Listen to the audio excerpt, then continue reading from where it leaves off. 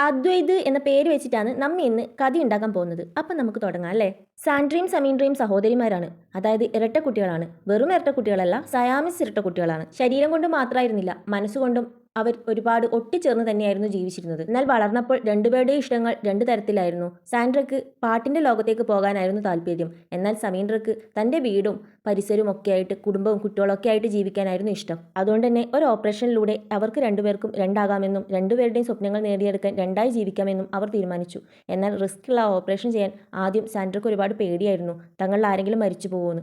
പക്ഷെ സമീൻഡ്ര അവളെ ആശ്വസിപ്പിച്ചു.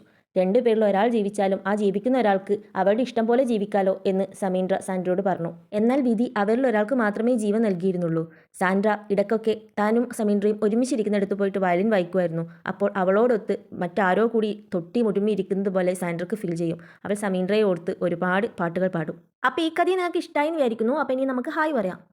ഹായ് അക്ഷര, hi Rumana, hi Anamika, hi Raifa.